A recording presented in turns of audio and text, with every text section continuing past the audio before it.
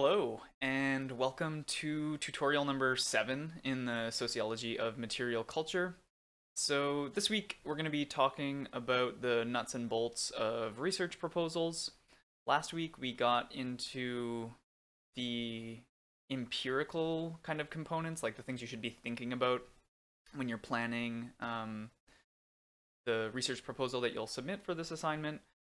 This week we're going to be getting more into the nuts and bolts of writing a research proposal, or the specific kind of challenges that are going to come along with trying to write up a research proposal, along with the sorts of questions you should be asking yourself when you're rereading the various kind of sections of the assignment, to make sure that you're being absolutely clear on what it is that you're asking, and how the kind of strategy of data collection and analysis that you're proposing will be able to generate a good answer to that question. Just a quick note on the previous academic exercises. I noticed that there was really good active sentence writing in those, so I really like that, and that kind of writing strategy will serve you really well in subsequent assignments like this one. And yeah, I also appreciated the sort of interesting attempts to operationalize artists and art conventions in sociological research, so that was pretty cool to see. Yeah, so today we're just going to kind of sum up some of the things we were talking about last week. We'll go through the basic components of the research proposal, like what to include in the intro, lit review, the preliminary theorization of your object, the research design, which we'll just cover briefly because it's mostly covered in previous week's tutorial, and the conclusion. So yeah, first we'll do a little bit of review from last week and then talk about how it connects to this week. So let's get into it. All right, so as we talked about last week, a really important aspect of crafting a research proposal, and even just sociological research in general, is being able to think along theoretical and empirical tracks kind of simultaneously. So that's kind of a complicated way of saying the way you kind of connect these abstract concepts to the real world, right? So where can you see, or how can you measure symbolic capital, or how can you measure alienation among a population of workers or something, right? This is a this is an important question always for social research. So when you're writing a research proposal, to kind of demonstrate that you've thought through these the theoretical and empirical components of the research question that you're asking, you need to cover relevant theory, you need to cover relevant debates, and you need to kind of advance your own position, right? So people argue kind of these two things about this social phenomenon, and my position is this for this reason. And then on the other hand, thinking about the actual empirical basis of the theories and arguments and debates and all of that, you can say that a lot of theoretical debates, a lot of positions in theoretical debates are based on maybe different approaches to collecting and analyzing empirical data.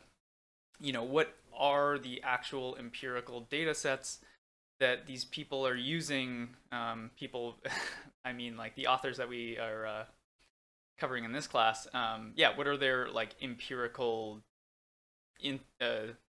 how do they empirically reinforce their position within a debate? And so being able to, thinking about this early on, before you even kind of get down to writing in the planning stages, is really important, just to kind of think about trying to see patterns and themes as to the existing kind of empirical data sets that people are using to support their positions, right? And trying to kind of do thought experiments and thinking of alternative ones, or it's maybe there's a difficult to access population, or maybe there's, a lot of mainstream sociological research can be, centered on US populations, just because that's where a lot of the mainstream sociologists live, and that's where they can collect their data and stuff like that. But social science findings from the United States can't always be generalized to other countries or other regions. And you can think of perhaps different cultural or social phenomenon that you're familiar with, or different groups of people that may not be represented in the empirical data sets that the authors that we're reading are drawing on. And yeah, do those like thought experiments to be like, oh, how would this apply to my group of friends, or yeah, other kind of cultural, social, religious phenomenon that you're familiar with. It's worth kind of just doing those thought experiments to being like, oh, how does the theory fit within these cases that of things that I'm interested in or familiar with. How would I have to kind of twist it for it to get it to work? Like, are there things that don't work? Things like that. These are going to be really important kind of things to think about while you're kind of brainstorming for the assignment or for research proposals in general. So yeah, I just kind of want to reiterate that from last week and build on that point. And so now we're going to be talking about how you kind of what I was trying to say throughout both of those, and like how you think on those two tracks, are that you need to think on those two tracks to try to identify a gap in the literature. I find that this is also a really intimidating concept that people kind of throw around in academic settings, being like, yeah, you need to identify a gap. And it's like, wow, I'm having trouble even figuring out what these people are trying to say. Like, how am I going to find out what are they missing? Like, it seems very comprehensive and complex and everything like that. So I definitely understand that. But hopefully, yeah, we'll be able to kind of talk about, we're trying to get some, I'm trying to give you some tips to kind of be able to kind of brainstorm like, oh, how does this theory not work, or how does this concept not apply to something that the author said like it should apply to, right? Anyway, so yeah, let's get into this concept of a gap in the literature. All right, so yeah, a gap in scholarship, put as in the most simple terms possible, is a theoretical and empirical lacunae that requires a theoretical and methodological intervention. No, I'm kidding. That's it's accurate, but probably overly complex to what a gap is in scholarship. So yeah, this is usually how it's presented, or if somebody's trying to sound, exceptionally smart about identifying some sort of missing point of data collection in social science research, they'll probably use these words. But we can probably make this simpler to be like, it's a gap in the research is something we don't know. It's something we can start to figure out. And how we should figure it out is like how we should start to figure out this unknown thing is the challenge of the research proposal. So being able to kind of put things in these simple terms should be able to help you to kind of be like, oh, okay, if I want to find this out, social science gives us a certain range of tools, right? Like we were talking about that in the previous week's tutorial, right? Like we can do surveys or interviews or observe people as they engage with a particular object that interests us, or seek out archives that might document the transformation of some type of cultural object or something like that. Being able to kind of think about things in that way, or to just be able to answer these questions, should be able to help you to kind of see more clearly, like, oh, what's the most appropriate kind of data, or what are a few different appropriate types of data, and which one am I most interested in? Like, maybe you're not so interested in, collecting reviews from archives, and you're more interested in just like going out and talking to people and hearing what they have to say. That's totally okay if the two different data sets will kind of reveal the same sort of thing, or if you're thinking about like a more efficient research project, or one that's more contemporary, something like that, right? Like these are the sorts of concerns you're going to be needing to sort out when you're thinking about your gap. So yeah, sort of the takeaway here is like, you don't need to be super you don't need to use like complex scholarly words to talk about a gap in the literature. It can be like, this theory doesn't really apply to this group of people or to this object, based on this author or this set of authors' understanding of objects, or some sort of sociological theory. And so this is my proposed way of starting to sort this out. Again, yeah, we're using very kind of abstract. I'm trying to present sort of like very abstract styles of thinking about this, because everybody's going to be using different objects and different, so which will demand different kind of things when trying to fit together your research project your research question and your data collection plan and things like that. So I'm happy to think that through with you a bit more during office hours. Yeah, hopefully that this is starting to make it a bit more clear as to like, okay, how do I really boil down the essential questions I need to be asking myself while I'm writing a sociological research proposal.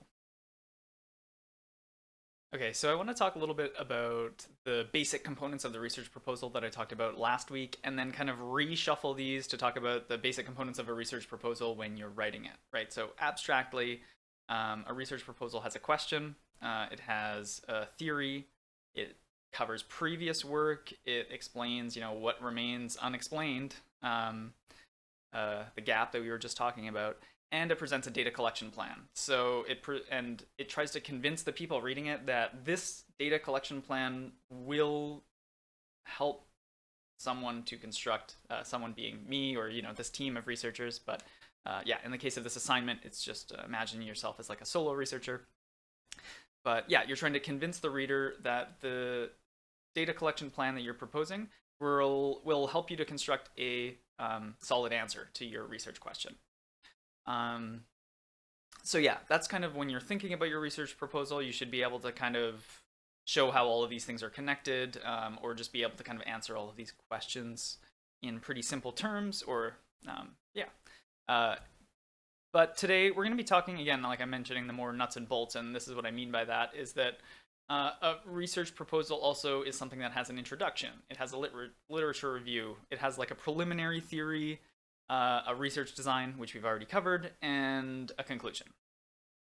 So we'll go through each of these in turn, and hopefully the following slides will help you to kind of generate things to ask yourself while you're writing, or if that might be too much while you're like actually starting to draft, while you're proofreading your assignments, and yeah, making sure that it's concise and that the sentences are like active and all of that.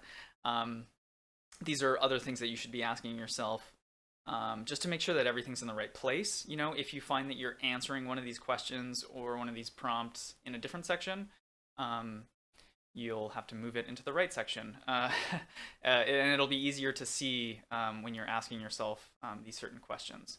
While I'm preparing for these tutorials, I heard a certain piece of advice when it comes to writing, but also just like science communication in general, that I thought was interesting, which is that effective science communication is like 75% structure and 25% word choice, or maybe it was even less. It was like 80-20, or maybe even 90-10 or something, because readers are coming to the thing with expectations, right? The person who was talking used the example of like, oh, if you come across some sort of like say like if you come across a component of your research design, like I hope to do interviews with this many people, in the literature review section, like if it's under that subheading, or whatever, right? Like then the reader can get like just feel weird reading that and being like, oh, like why are you putting this here? Like anyway, it's just you got to remember that your reader is somebody who's interpreting things, and to be really clear and sure about the structure of the paper or the essay or the presentation or whatever, will do so much work to just make sure that the audience is like on your side in terms of, or maybe not on your side, but can act like has a solid comprehension of what you're saying, and they're not confused about like, oh, why are they saying that here? Just because then people are thinking as they're reading or watching something, right?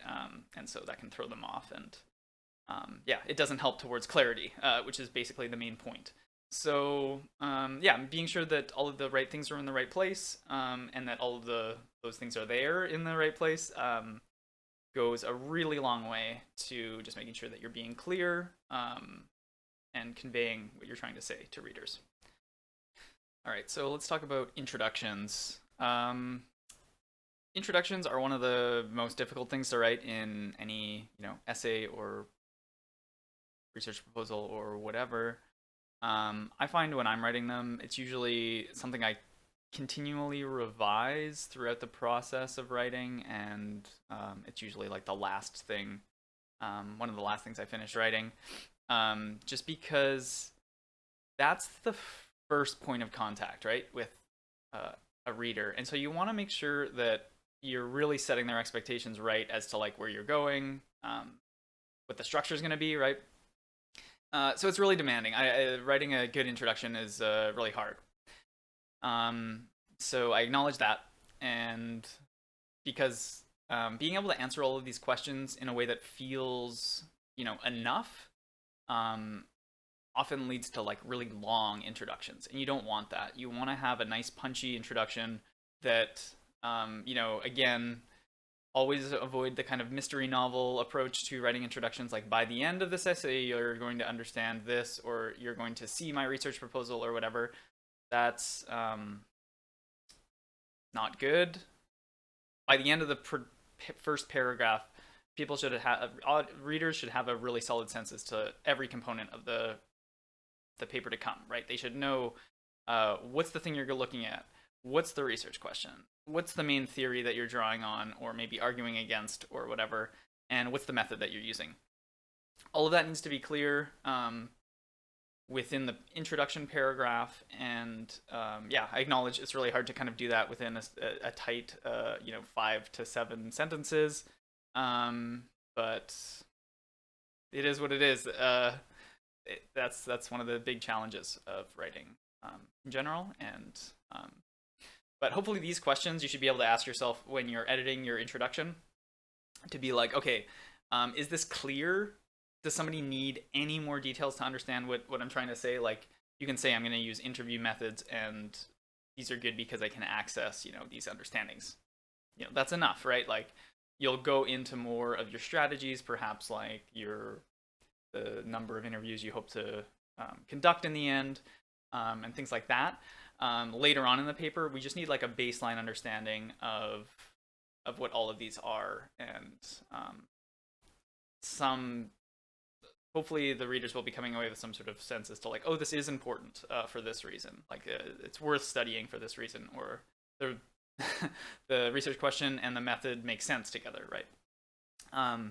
So yeah, again, this might be the final thing that you finish writing for the assignment. For me, I find writing an introduction and then revising it throughout, like I kind of use it as like a roadmap or an outline for the paper. But yeah, you might have other strategies.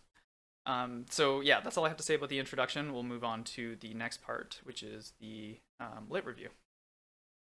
Okay, so the kind of major takeaway of your literature review should be like, we know X, but we don't know Y, or we know this about X, but we don't know that about X. That should kind of be like the main topic sentence, perhaps of like the first paragraph of your lit review, if for like a really strong one or something. But that should definitely be like the main takeaway when readers are finished that. So yeah, the literature review should describe the kind of theoretical and empirical context of your question. So this is what people have thought about this kind of, within this kind of range of theories, or about this concept. This is what they've thought about this concept or this theory before, and this is how they've, reinforced their position. This is the empirical evidence that they've used, or the type of empirical evidence, right? Like, there's a lot of research traditions that rely not exclusively, but like predominantly on survey research, and then perhaps do a bit of participant observation and empirical and interviewing, like in-depth interviewing on the side, but that's not like the main research tradition, right? Or it could be something else where it's like, oh, most people use, archival things and they mostly look at newspapers as their data set. But, what we can learn from studying, instead of like, social movements covered in newspapers by like going to the social movements themselves and like looking there, like we can learn something else. Obviously not an example that's super relevant for this class, and unless you're looking at some sort of like political object or something. But just to kind of show what I mean. So yeah, it should cover what people have thought and like the empirical evidence that they've used to support their thought on the relevant topic to the theory that you've selected or the concept that you've selected. Sorry. And you need to elaborate how you're like using these theories or the readings, the empirical work as like a jumping off point. So like, covering like what are these relevant debates among these people using this concept, and then like what's your position as well. Like this is a spot in where you're like, okay, people have argued about this, and I would argue this because of this reason. Right? Again, it's not like social science writing. We're not trying to kind of achieve ultimate truth. It's more showing like comparisons and contrasts of weak points and strong points, or like if you're going to follow this theory through and study something, like it's going to have this implication and something, and that's bad or good for this reason. Like this social scientific reason, not just, anyway, for normative reasons. Sometimes that's relevant. Anyway, but the big thing is like, what's the open question that you see in the scholarship that's inspiring your research question? So a bunch of authors have thought a bunch of things, they've argued a bunch of things with recourse to a bunch of certain empirical evidence. But I still wonder about this. So that's the kind of place that you need to be in at the end of your literature review, and then the reader should kind of be following you, right? It's like, oh yeah, that is an open question, or oh, like they haven't adequately thought through that part of the theory, and I bet there's a place that we could go to study that. So that would be like a good setup. Being able to kind of prompt readers to be clear, or sorry, to be sure that readers have a clear understanding about what you're saying on all of those points about what previous people have said and argued, or sorry, what previous people have thought and argued, what you think, what you argue, and what kind of remains an interesting open question that follows from like all of these different arguments and styles of thought. One final note here before moving on. For this section of the paper, be sure to include the supplemental readings that are included on the syllabus that are related to the chosen theory or scholarly perspective that you're going to be engaging with throughout the research proposal.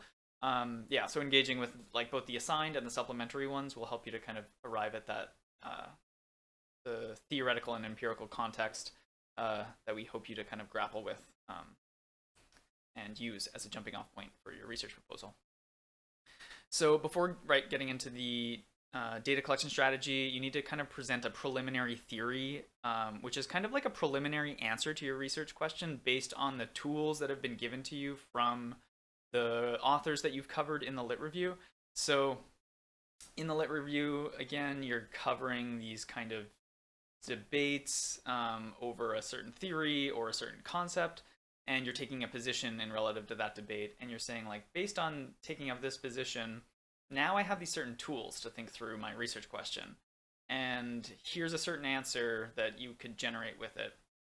And then you can also use that as a point to be like, okay, here there's only a logical connection. We don't have any sort of empirical evidence that helps me to support this based on what previous people have written. Or, maybe there is empirical evidence, but there's a limited kind of population, right? Or like it's easy to imagine another population where you could have a different result, or maybe there would be like an opposite outcome or something like that. These are the sorts of things that you need to be kind of thinking through in this section. So, right, yeah. So briefly outline the logic of this preliminary theorization and show like points where it's going to be valuable to kind of get some more empirical evidence. And then a good kind of transition paragraph or something like that would be like a discussion of how this preliminary theorization that you just presented feeds into what we've been calling methodological fetishism in this class, which is definitely a mouthful, but if we can put it a bit more simply, it's more how your theory shapes your data collection strategy. So, how does the theoretical approach shape the way that you understand the object or the social phenomenon that you're hoping to study? Um, yeah, like based on that theoretical approach and how it would understand an object or a population that engages with an object, yeah, what would be the most appropriate data collection like plan? Would that be to go out and talk to a bunch of people? Would it be to go out and talk to a small amount of people, but like a very specific small amount of people? Would it be to survey a huge amount of people? Or would it be to, go and conduct focus groups with a certain, group of a certain composition, things like that. These are the sorts of things that you should be thinking through as to like, okay, based on this theory, like, yeah, what's the most relevant kind of data collection plan? All right, and then this leads nicely into the actual data collection plan. And if you haven't seen it yet, I would suggest to go back to last week's tutorial where we get into the discussion of operationalizing a research question, or again, basically how the abstract parts of your research question kind of can be seen in the real world or observed or measured in the real world. So we won't get into that too much. I just want to kind of give some specific examples here of things that you should be doing in this section of the research proposal. So you need to identify your research population. So it's a kind of complex, or maybe it's just not super intuitive concept that social sciences use when they talk about statistics and sampling and stuff, and it's called the sampling frame. So yeah, if you're planning to use like a statistics approach, I would suggest to kind of maybe just like go check out the textbook and make sure that you have a good sense as to like what would be my sampling frame. Like, and that's basically every single person who could be included in the population, because when you're doing statistics, you can't survey every single person, and so you need to kind of have a frame which is the entire population from which you'll sample. So that's just worth noting. Or, if you're doing something more ethnographic, a specific kind of field site or a specific activity that you want to observe. Or, yeah, if you want to do like discourse analysis or something like a certain archive or a certain kind of set of publications that you're going to use. So that should be clear. That should be thought through. That should make sense in this section. And then, yeah, kind of the logical fallout of that is like, if I'm going to use this sampling frame or this field site or this archive, my data is going to be survey responses, or it's going to be field notes or transcripts, interview transcripts or articles or whatever. Kind of set an expectation as to like what you're planning to do, like if you're doing, yeah, and this will be a good chance to provide some concrete examples. So if it's like, okay, I'm going to do surveys with, Americans born in this year, this time frame, about this certain object, right, or whatever. Provide 2 or 3 questions you would ask on the survey that would be relevant to your research question, right? Like, and would it be an index that might be the most that would be the best? Like, I'm going to ask 6 questions about this, and they're going to work this way, or would it be some sort of scale, or would you use some sort of binary? And how does that specifically relate to your research question? If you're going to be doing something more ethnographic, what would you observe? What type of field notes would you expect to record? Interview transcripts, right? Give us, 2, 3, 4, 5 interview questions, open-ended interview questions that are going to help you to kind of achieve some sort of in-depth conversation about the topic with your research participants. And like, what do you expect to get out of the articles if you're using something like that? So yeah, I just wanted to cover that for just to kind of get a bit of concrete things about the things that we talked about last week. But again, feel free to go check out the previous week's video to kind of think through research design a bit more. One last note I wanted to make is on mixed methods. So it's never a good idea to kind of use what you could call like the buckshot method or the shotgun method of research design, where it's like, I'm going to do interviews and surveys and ethnography and archival research, and it's like, that's a lot of work, and you're probably not going to be able to do it all. And even though like you're not actually going to do this research proposal, it still should be humanly possible to do at some point within your lifetime.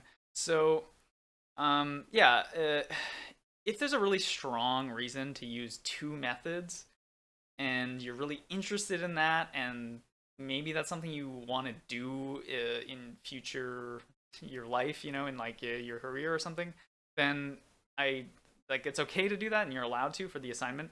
But for the sake of the assignment, I would really suggest to just focus in on one strategy of data collection and just focus in on that. What are its strengths? What are its limitations? It's just going to help you to engage with this more with the demands of the assignment more easily, and it'll just help to keep things more clear in your mind. Though, of course, if you have like a great idea for a mixed method approach that's insightful, like it connects the two data collection strategies in a insightful way that is gonna help to shed light on your research question in a great way and all that, and then definitely go for it.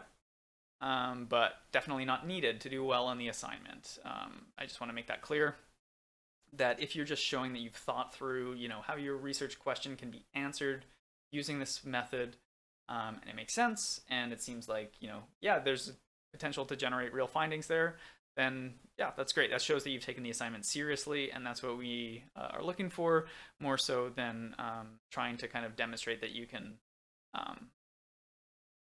explain the strengths and weaknesses of a bunch of different data collection strategies.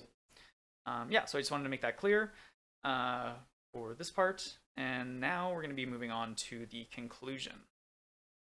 All right, so like the introduction of your research proposal, this covers all of the bases, but not like your introduction. This is the last chance that you have to convince readers that your proposed data collection plan will help you to answer your research question. So generally this should be one paragraph. It might be two, depending. Could be longer depending on how you handle it and structure it. Because we're asking you to both do the kind of summary work of a conclusion and to identify the limitations of your research proposal. And I want to talk a little bit more in depth about that.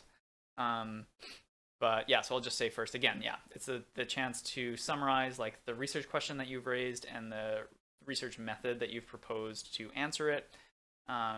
Perhaps, you want to convince readers that it's good. So you want to say something like, now that you've had the chance to kind of see all of my thought about how this research question and method fits together, here's my last kind of point about why it's important to study, or why the method's valuable, and how it's going to improve our understanding of this theory or this concept or whatever it is that you're planning to research. The conclusion should also include some discussion of the limitations of your research proposal. And when you discuss the limitations of the research that you propose, it should be realistic without undermining your entire research endeavor. And so, I've seen some people tear down their own research projects to the point where it's like, okay, well then why would you do it? So you don't want to do that. There's another way to think about this. You should think about your your proposed research as like one point of collaboration among social scientists, right? So that interview research can achieve these like in-depth understandings of people's subjective, people's subjectivities when it comes to an object or a phenomenon or whatever. But of course, we can't generalize from 20 or 40 interviews to everyone in the United States or everyone in Canada or even everyone in Toronto or whatever. It just the scientific rationale there it just isn't there. But that doesn't mean that interview research is useless. It just means that there's a point of collaboration. There's a point of potential collaboration between interview researchers and survey researchers, where it's like, okay, we can take our findings and we can share them with survey researchers, and they can test to see whether this is generalizable to a larger research population or a different research population or something. Because I've seen this in other classes and classes like this one when it comes to research proposals where people might say something like, okay, I'm going to do interviews and blah, blah, blah, blah, blah, and they present a good project and it's fair and whatever, and they're like, okay, for my limitations, unfortunately, interviews are subjective and they're not objective, and so we would really need to do surveys to find objective findings. And so that's really not a strong critique, because it really depends on your research question as to what you're doing. So first, I want to say that accessing subjectivity isn't a limitation of interview research, it's a feature of it. So that's actually what you're doing. So if your research question is like, how do people understand classic rock today, I don't know, it's just a random example, right? But you're asking about their subjectivities, so you inherently are studying that. So that's not a limitation.